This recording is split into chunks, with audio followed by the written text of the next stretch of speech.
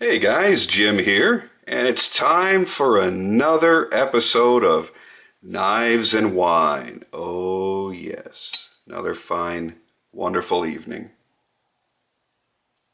Hope you guys are having a good night. I typically do these on Saturday night as often as I can. Man, I was just dragging ass last night. Super tired. Had a long night at work. Had a long night at home after that. And yeah, just kind of wanted to spend some time with the family. So got done with all that, and by that time I was just dead ass tired. So I don't really have anything specific that I'm going to be rambling about tonight, but that generally tends to make for the best rambles. Let's see what's been going on. My only newest recent acquisition, and I already did the video on this, and I gotta tell you, damn it, man, I'm in love with this knife. Kirby Lambert Orion MGT. Holy shitballs. This thing is fun. This excites me in an unnatural way. Oh, look at you. Okay, enough with that. So I've been really enjoying that. Been carrying it quite a lot just in the past couple of days. This little puppy here is going to be going to its actual owner very soon. This was the one I told you about. A friend of mine had bought it, had it shipped to me because the seller wouldn't ship it overseas. And he says, keep it as long as you want, play with it, have fun with it. John Graham, GL Tanto. And I've been having fun with it. Oh, and there's a lot of similarities here. In the grinds when you take a good look at them.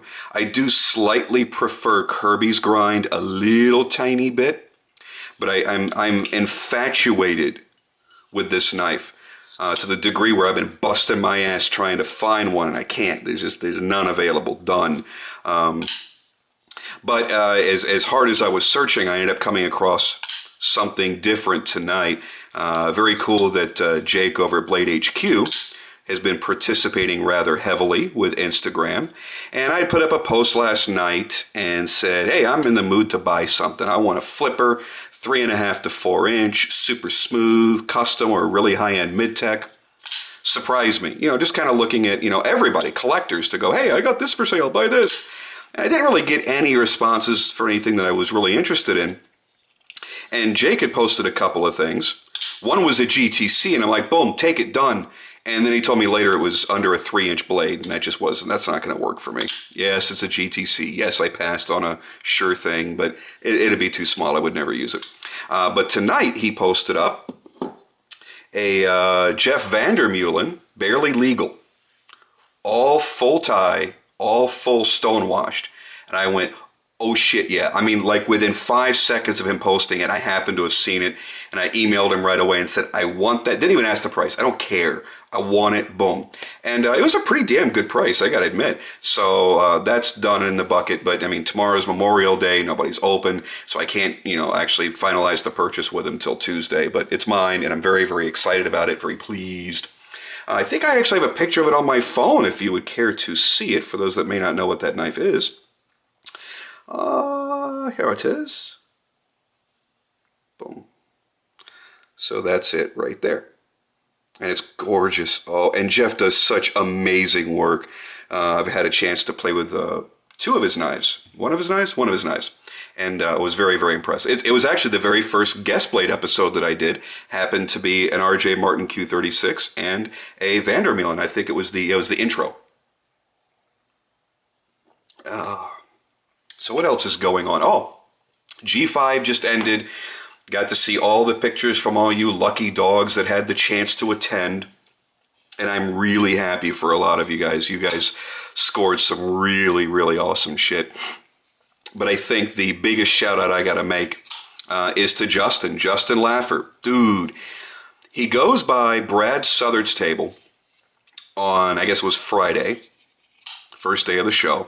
And he takes a picture of the 5 Southards that were there available for, I guess it was, they were Lotto. And I immediately posted, I went, oh, that one there on the lower left, oh my God, that's freaking sweet. Guess which one Justin ended up winning the Lotto pick on? It was the first Lotto drawn. He got it. He bought it, and it ended up winning overall knife of the show. An integral Southern flipper. Holy crap. Dude, congratulations. I'm more happy for you than you can possibly ever imagine, because nobody truly appreciates a Southern like Justin. I mean, he's got like 23, 24 now, I guess. Yeah, that's really awesome. I wish I could have been there, man. It looked like it was a hell of a lot of fun. A lot of my favorite makers were there. But I had like my own little G5 moment, I guess you could call it, this week a couple of times. You know, you guys watched the video where I was talking about the Field Grade Bodega. I've had the opportunity 2 nights in a row for like over 2 hours at a time just to kind of bullshit and chat with Todd Begg. It was so awesome. And I learned so much. The guy is an absolute genius. He really, truly is. And it's not just about making knives for him. The guy, it wouldn't matter what he made. They would be perfect. And then all of a sudden, out of the blue, the other day, Brad Blunt texted me. I didn't even realize he had my number. He got it from somebody else. And he screwed with me. It was hilarious. He's like, he made some funny-ass comment about Jeff, about Tough Thumbs. He's like, oh, do you have a man crush on Tough Thumbs? And I'm looking at this number going, I have no idea who this jagoff is. I'm just not going to answer him. And then he texted like 2 more times. Like, oh, okay, so you're not going to answer me. I said, fine. So I gave him some kind of funny, smart-ass reply. Something like, oh, with hands like that, how could you not? And then we went back and forth a couple of times, and I said, all right, who is this? And he says, well, if I told you, all the fun would be taken away. I said, no, all the fun would be taken away when I stop responding to you. And he's like, oh, dude, I'm just fucking with you. It's Brad. I'm like, dude, that's so awesome. That was so cool. And we chatted just for a few minutes back and forth. And I cannot wait at some point in the future. It's not going to be too terribly long, but it's not going to be, tomorrow. I am going to finally have a blunt in my hands. And yes, I'm still talking about a knife. For those of you that don't know Brad Blunt's work, JBB Knives, go check out his work. Go look at the Predator. Go look at the Fuse. It just, wow. Very Holback-like as far as having that very tool-like look to his creations. They're simple. And as a matter of fact, we were talking about, I'm like, oh, have you considered doing this or doing that? He's like, you know what? I like to keep my stuff simple. The more things you add to a knife, the more things that can go wrong. And I couldn't agree more.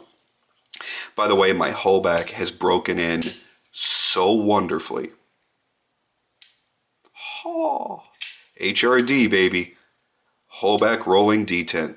Good God, he's right. It works. It works so well.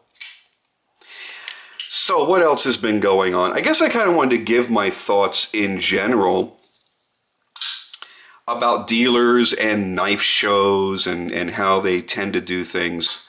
It's kind of weird, man. I'm trying to remember what maker was it. Bob had posted up an Instagram photo from a maker's table. Oh, it was Sal Monaro.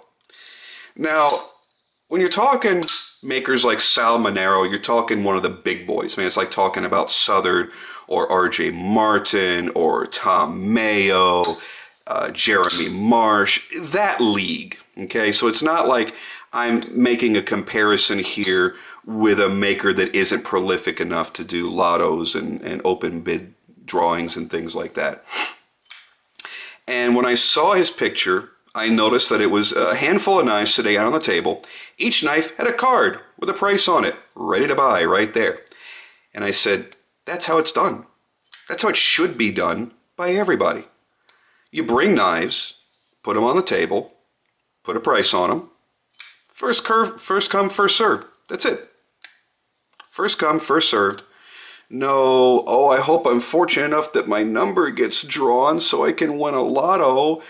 You're not winning a lotto. You're not getting the fucking knife for free. You're winning the opportunity to give a maker money. Now, I do realize when you get to a certain level, and again, you really do have to take it up to those really super upper echelon makers, and you have to put Mayo and Southern up there. There's really no other way for them to sell their knives. But let's think about it. There are a lot of things out there that you can be collecting that are very hard to get, that are made in limited numbers.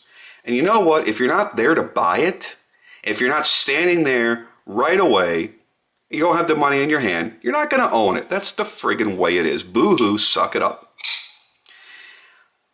And I don't know, it makes my toes curl a little bit that everything is up to the luck of the draw.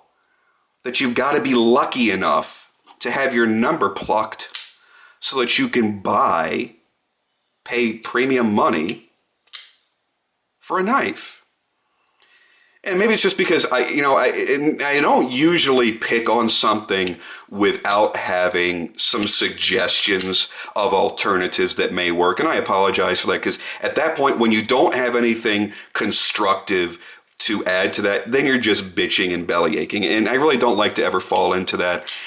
But, I think that would bother me if I walked up to a table, whether famous maker or not, if I walked up to a table and saw a knife that I really, really wanted. I picked up this Lambert and I went, this is exactly what I want, and this is why I flew halfway across the country and paid all this money for this kind of knife. I want to buy it. Here's my money. And he goes, oh, no. No, it doesn't work that way, son. You see, you don't hand me money and I hand you goods. No, that would be far too traditional. No, see, what you got to do is I give you a little piece of paper with a number on it. And then we're going to pick a number. And if you're present when we pick the number tomorrow or 4 hours from now, then you, sir, kind sir, then you can buy this knife.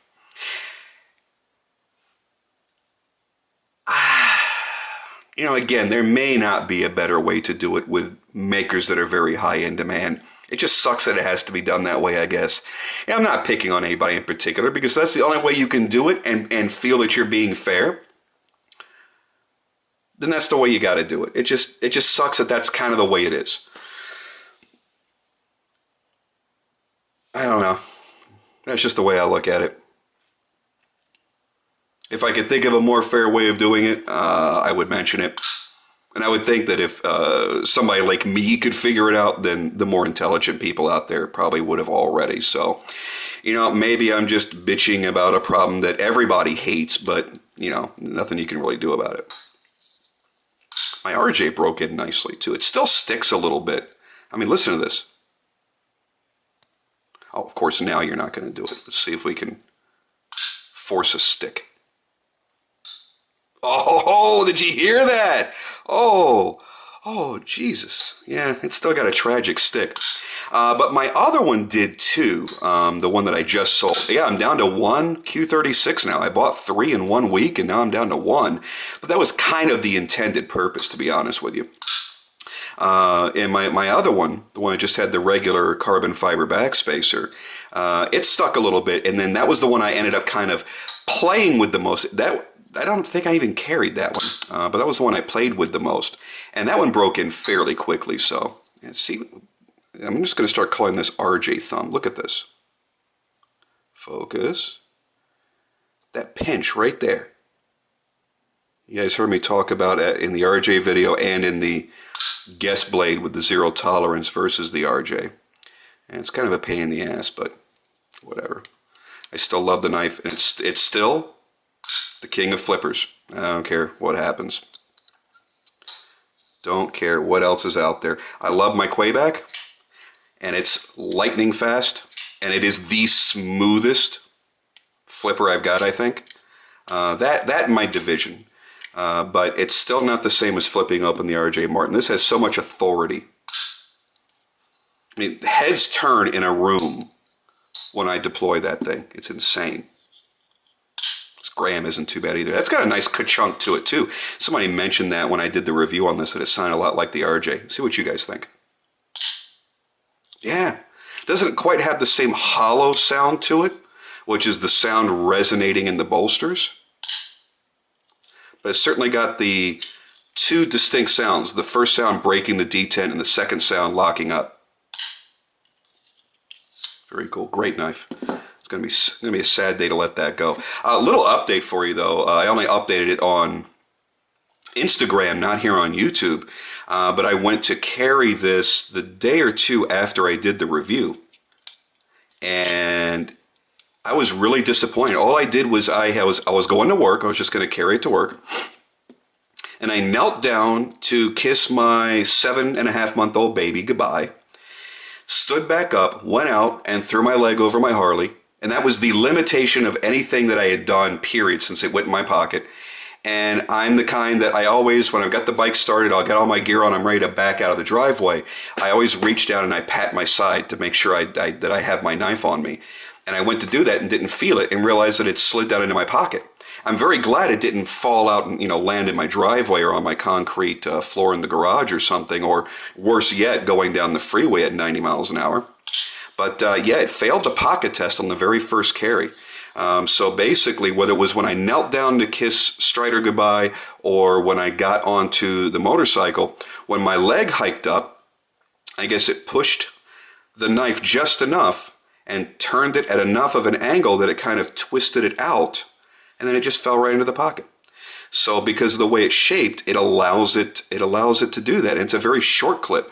Maybe if it were longer, and I don't know, it didn't instill me with a lot of faith. I'm still going to own one. I still want to have one, but it's not one that I would ever wear riding the motorcycle ever again, period. As a matter of fact, when I realized that, I went straight back in the house, put that back in the case, and I have not carried it on the bike since then. I grabbed my hoback or something that night because I was not going to take the chance with somebody else's expensive custom knife that it was going to end up bouncing down the freeway at some point. I couldn't live with myself. There's just no way. It's just the kind of person I am.